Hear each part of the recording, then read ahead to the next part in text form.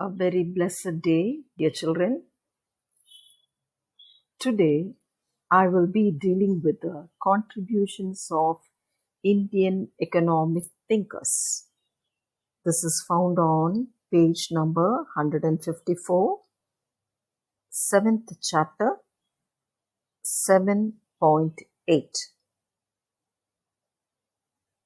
The contribution of some of the Indians towards economics.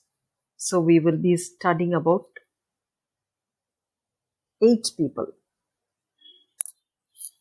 Thiruvalluvar,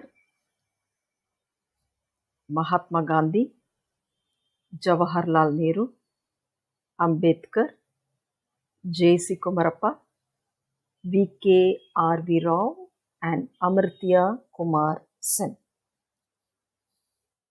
So to start with, let us see the contribution of Thiruvalluvar towards economics. You might be surprised when I link Thiruvalluvar with economics. You might be asking this right now. Miss, Thiruvalluvar and economics? How is it, miss? We have been studying Thirukkural from Standard 1. So we have been thinking that Thiruvalluvar has contributed only towards Tamil. But now we see that he is linked even with economics. How is it, miss? How is it possible? Yes, I am speaking the truth. Thiruvalluvar has contributed a lot towards economics, and especially he has given a separate part for economics in his immortal work Thirukkural. The second chapter deals with Porutpal, and it has got a lot of things to do with economics. So the economic ideas of Thiruvalluvar are found in his immortal work Thirukkural, a book of ethics. What do you mean by immortal work? Immortal work means a famous book or something which is likely to be remembered a long time. This book will be remembered for a very, very long time. Actually, this book was written during the 3rd century AD, during the Sangam period. But till date, you study Thirukkural. Even in 12th standard, you must be studying Thirukkural. So, immortal work means a work which will be remembered for a very, very long time and which is famous throughout the world. So, we are really proud of this person, Thiruvalluvar, who was born in India and who has contributed so much for the Tamil language as well as economics and many more. A large part of Valluvar's economic ideas are found in the second part of Thirukkural, the Porutpal. Porutpal means it deals with wealth. So what is the contribution of Thiruvalluvar towards economics? First one is, he talks about the factors of production. What are the factors of production? Yes, you are right. Land, labor, capital, and organization. Thiruvalluvar has made many passing references about the factors of production: land, labor, capital, organization, time, and technology. He also talks about unfailing harvests, competent body of men, and he talks about wealth also in Kural 61. Next, agriculture. According to Thiruvalluvar, agriculture is the most fundamental economic activity. As already mentioned several times, in India we have 3 major sectors: the agricultural sector, the industrial sector, and the service sector. The primary sector is agriculture because 60% of the Indian population depend on agriculture for their livelihood. So, Thiruvalluvar says that agriculture is the most fundamental economic activity. They are the axle pin of the world, because on agriculture revolves the prosperity of other sectors. For a wheel, the axle pin is very, very important. Without the axle pin, a wheel cannot revolve. A wheel will just come out without the axle pin. Just like that, agriculture is very, very important for a nation because the prosperity of a nation revolves around agriculture. If the agriculture is well developed and if there is a boom in the agricultural sector, definitely there will be a rise in the production in the industrial sector, and in turn the tertiary sector, the service sector will also be benefited. So everything depends on agriculture. Thiruvalluvar says, live as the freemen of the soil. The rest are mere slaves that follow on their toil. He is given this in Kural number 1032. Valluvar believes that agriculture is superior to all the other occupations because agriculture is only they provide food for the entire nation. So agriculture is the superior occupation. But nowadays, look at the plight of our farmers in Delhi. Our farmers have been very badly treated nowadays. We also treat farmers very badly. We see farmers committing suicide. We see farmers who are in poverty. They are always seen in misery. But Valluvar says that agriculture is the most superior occupation. It is the foremost occupation because it provides food. It gives food for the nation. Without agriculture, nothing can be done. Next, public finance. Thiruvalluvar has elaborately explained public finance under the headings public revenue, financial administration, and public expenditure. He has spoken about the public revenue, how a government has to generate income, how a country has to spend. So he has stated about the creation of revenue, the collection of revenue, the management and revenue, and about public expenditure also. Next is public expenditure. Valluvar has given his opinion on public expenditure. He talks about budget and he talks about surplus budget. Surplus means when the revenue is greater than the expenditure, it is called as the surplus budget. He talks about the balanced budget.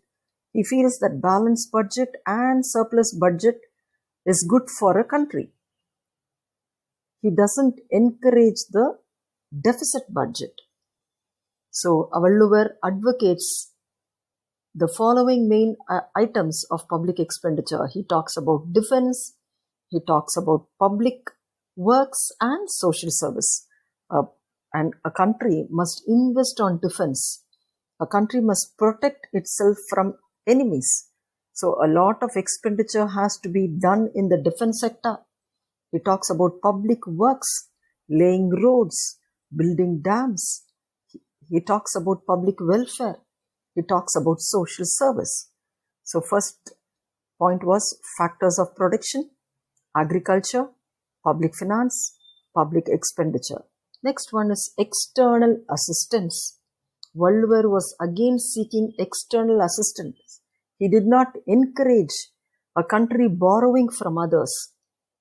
According to Kural 739, countries taking external assistance are not to be considered as countries at all. He is against borrowing. So he says if a country is borrowing from outside, it is not fit to be a country. He advocated self-sufficient economy.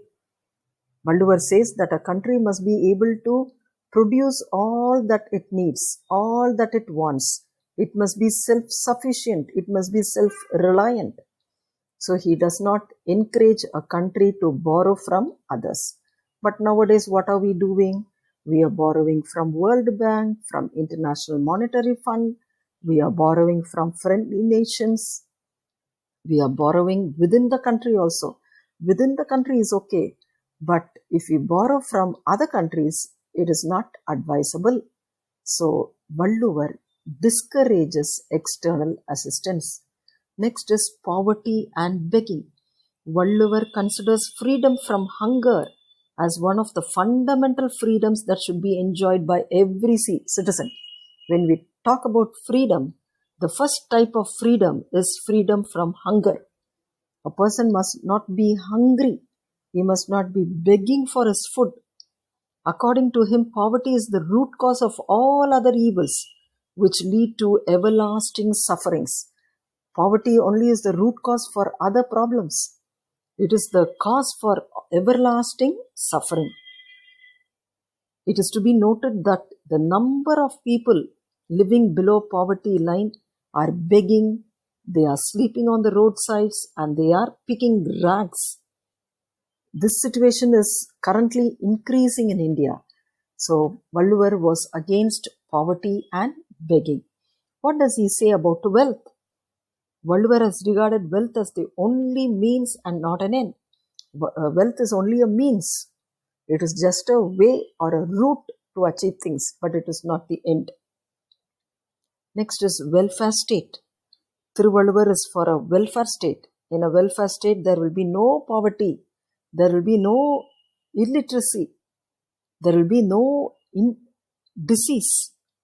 And he was also against industrialization. So the important elements of welfare state are perfect health of the people without disease. People should live in a country without disease. They must be healthy. The wealth must be abundant. There must be good food crops. There must be prosperity and happiness. And there must be security for the people. So these are the thoughts given by Thiruvalluvar towards economics. The economic thoughts of Thiruvalluvar. Factors of protection, agriculture, public finance, public expenditure, external assistance, poverty and begging, wealth and welfare. So apart from his Thirukural, he has given a lot of contributions towards economics. The next person is Mahatma Gandhi. Who is Mahatma Gandhi?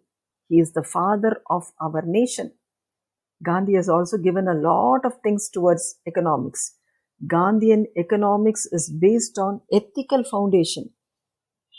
In 1921, Gandhi wrote, "Economics that hurts the moral well-being of an individual or a nation is immoral and therefore sinful." So economics which is going to hurt the well-being of a people, which is going to hurt the well-being of an individual or the well-being of a nation is considered to be sinful.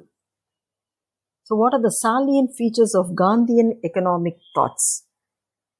Gandhi has given about village republics, on machinery, industrialism, decentralization, village sarvodaya, bread labor, on the food problem, on population, on prohibition. What do you mean by village republics? To Gandhi, India lives in villages. So according to Gandhi, most of the Indians are living in villages. So he was interested in developing the villages as self-sufficient units. Each village must be self-sufficient. That is, whatever is necessary for a particular village, all the things must be manufactured or all those things must be produced within the village. He opposed extensive use of machinery. Gandhiji did not like the usage of machinery. He did not encourage urbanization. He did not encourage industrialization. So Gandhiji was against machinery, urbanization and industrialization. So what does he talk about machinery? Gandhi described mission as a great sin. He said that books could be written to demonstrate its evils. It is necessary to realize that machinery is bad. So now you think about Gandhi's views on machinery. Nowadays people have started using machine everywhere. Even in agriculture they have started using machine. So what has happened? Many of them have lost their occupation. For example, a simple example. In those days, if you go to a big shop, the door will be opened by a person. But nowadays they have fitted sensors. So the person who is opening the door has lost his job. And the machine is doing that job. So machinery is a sin according to Gandhiji. If you start using machine, definitely people will start losing their jobs. Instead of welcoming machinery as a boom, we should look upon it as an evil. So mission must ultimately cease. Next is industrialism. Gandhi considered industrialism as a curse on mankind. He thought industrialism depended entirely on countries' capacity to exploit. So when he talks about industrialism, he thinks that if you want to exploit a country, you can use industrialism.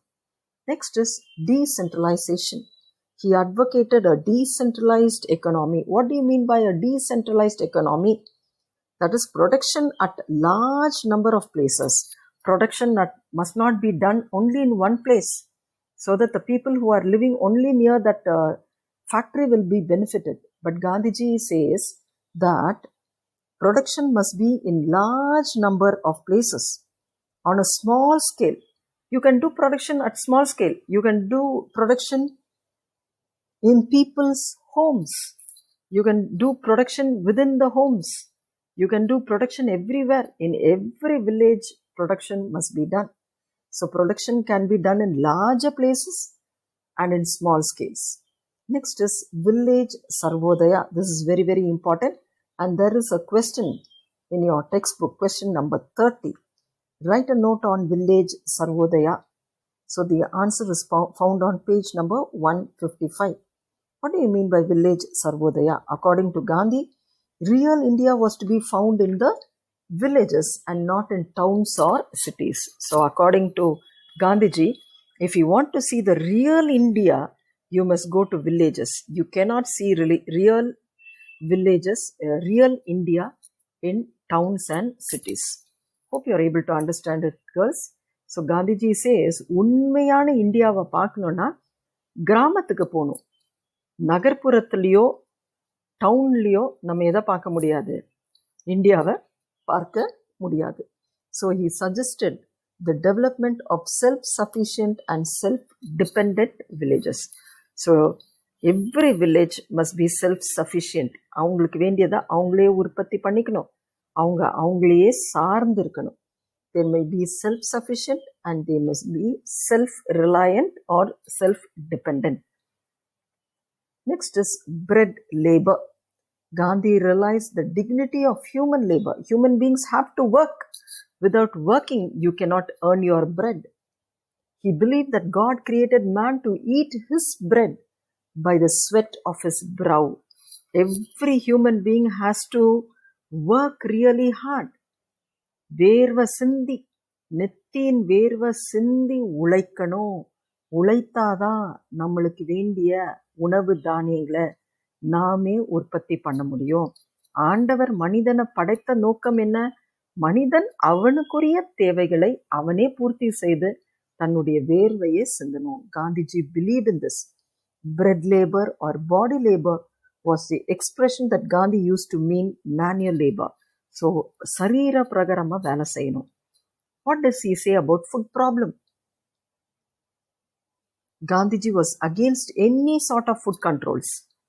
Okay, he did not encourage food controls. If there is food control, there will be artificial scarcity. So once India was begging for food grains, but India tops the world with large production of food grains, fruits, vegetables, milk, egg and meat. Once upon a time, India was begging for all these things, but nowadays India started exporting all these things. So what does it say about population? Gandhiji opposed the method of population control through contraceptives. He did not encourage population control by artificial methods, that is by operation or taking some pills to limit the size of the family. He says that people should follow brahmacharya or self-control. He considers self-control as a sovereign remedy to the problem of overpopulation. He did not favor the birth control through contraceptives. He encouraged brahmacharya and self-control. That is how you have to control the population. People should adapt to brahmacharya or they must have some self-control. They must not take contraceptive to control the population. On prohibition, Gandhi advocated 100% prohibition. மது இருக்கவே கூடாது, ஒரு நாட்டில் வந்து liquor இருக்கவே கூடாது. He regarded the use of liquor as a disease. Liquor is a disease. It is not an advantage for a society. But just imagine the plight of our country now, even during the lockdown, when the schools were closed, when the churches and the temples were closed, the government permitted TASMAC to be open because they felt that if they open the TASMAC, they will get revenue for the country. So India is dependent for revenue on TASMAC. But Gandhiji says that it is better for a country to be poor rather than to generate income from selling liquor. He felt that it was better for Indians to be poor than to have thousands of drunkards. But nowadays, most of the states depend on revenue from liquor sales. We have to be ashamed of it. Our state government and central government is dependent on liquor shops for their revenue. But Gandhiji wanted a total prohibition, 100% prohibition of liquor. So these are the salient features of Gandhian economic thoughts. Next is your favorite person. Who is he? Jawaharlal Nehru. His birthday is celebrated as Children's Day. You are all very fond of this person, Jawaharlal Nehru. So who is Jawaharlal Nehru? He was the first Prime Minister of India. Jawaharlal Nehru was one of the chief builders of modern India. He was the Prime Minister of independent India, and he was the Prime Minister of India till his death in 1964. He was a great patriot, a great thinker, and a great statesman.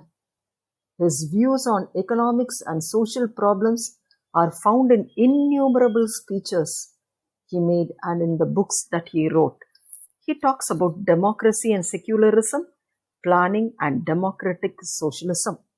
So what do you mean by democracy and socialism? Jawaharlal Nehru was a firm believer in democracy.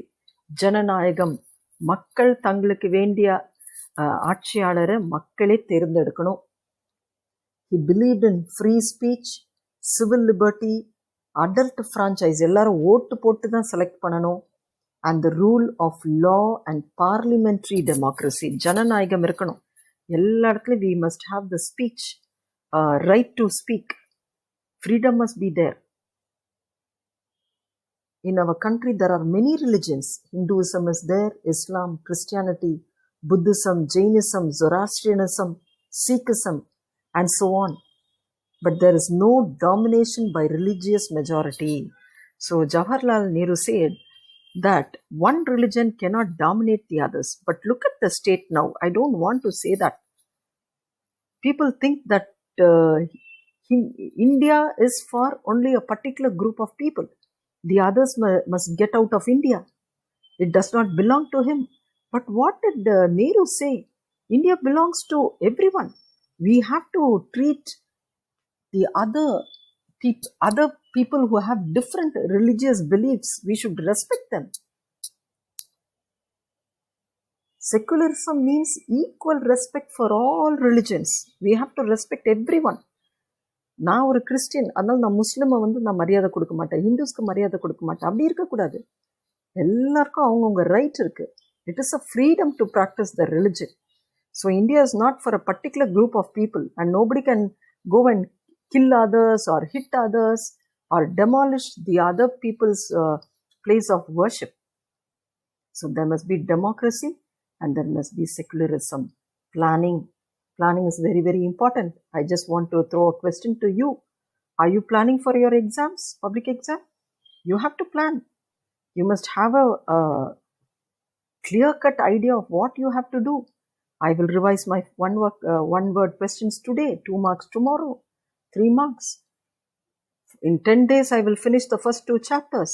You have to plan. Only if you plan, you will be able to succeed. So planning is important for an individual. இப்போ நாங்கள் ஊருக்கு கூப்பிட்டு போகிறேன்னு சொல்கிறேன்னு வச்சுக்கோங்களேன், ஒரு excursion கூப்பிட்டு போகிறோம்மா உங்கள் கிளாஸ்ன்னு சொல்கிறேன்னா, இன்றைக்கே உட்காந்து பிளான் பண்ணுவீங்க. எப்படி பஸ்ஸில் ஏறணும், என்ன ட்ரெஸ் போடணும், என்ன ஸ்நாக்ஸ் கொண்டு வரணும், குயின்ஸ்லாண்டுக்கு போகிறோன்னா என்ன கேம் அங்கே ஆடணும். Suppose if I say we are going for a 1 week trip to Goa, ஐயோ சொல்லவே வேண்டாம். ட்ரெயினில் யார் பக்கத்தில் உட்கார்றது, என்னென்ன ட்ரெஸ் எடுத்துகிட்டு வரணும், எவ்வளோ காசு எடுத்துகிட்டு வரணும், வி ஸ்டார்ட் பிளானிங். ஒரு மேரேஜுக்கு வி பிளான். சின்ன சின்ன காரியத்துக்கெலாம் பிளான் பண்ணும்போது as a nation we have to plan.